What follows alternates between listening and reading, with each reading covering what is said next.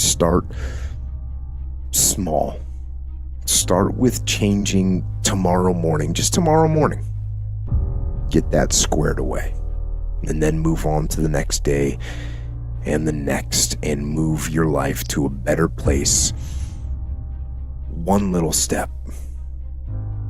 One little victory at a time. I don't actually want you to overcome the fear of failure. I want you to be afraid of failure. Fear of failure is good. Fear of failure will keep you up at night, planning and rehearsing and going over contingencies. Fear of failure will keep you training hard. It'll stop you from cutting corners. Fear of failure will keep you working and thinking and striving and relentlessly trying to be more prepared for battle. So I want you to be afraid of failing. I fear failure.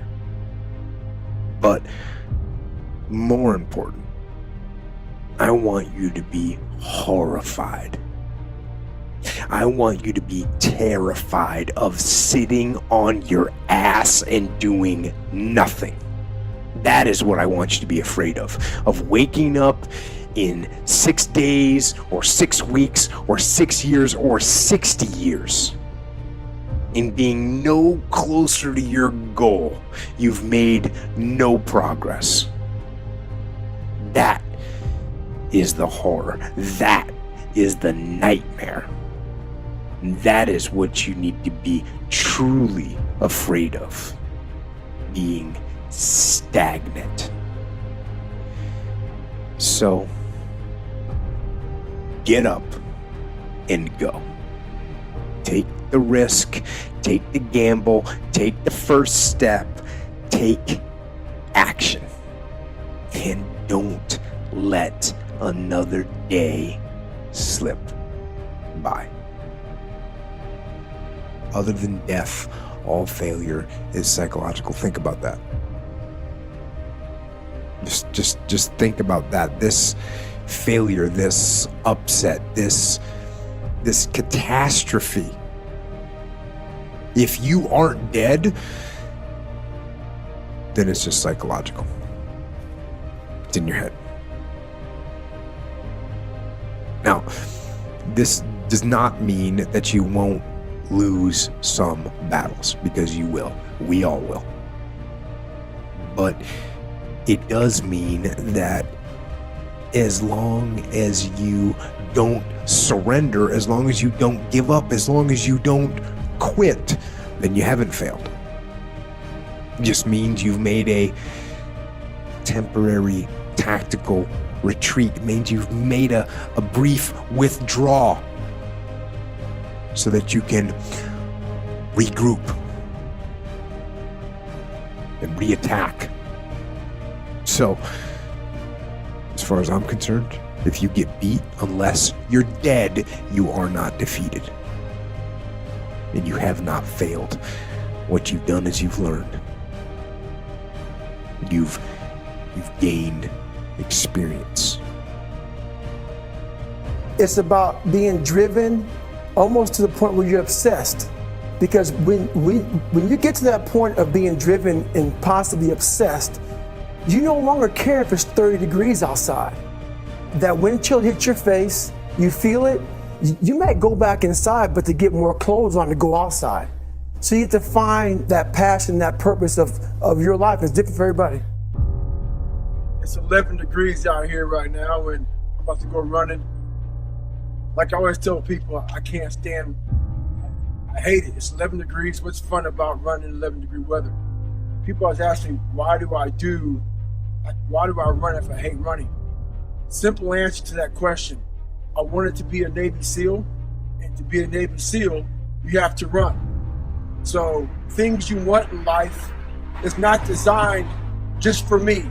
I want to be a Navy SEAL, so they don't just take out running. No, it's part of the program, so I better get used to running, which is why I run now. You want to be a doctor, guess what? You got to study your ass off to be a doctor. That's not a lot of fun either. You want to be a lawyer. You want to be anything in life. It takes a lot of hard work and dedication. So there's a lot of things you're not going to want to do. So I hate running. It's 11 degrees. So guess what I'm going to go do? I'm going to go run. Those days when I'm tired or worn out or just basically sick of the grind. Well, what do I do on those days? I go anyways. I get it done, even if I'm just going through the motions. I go through the motions.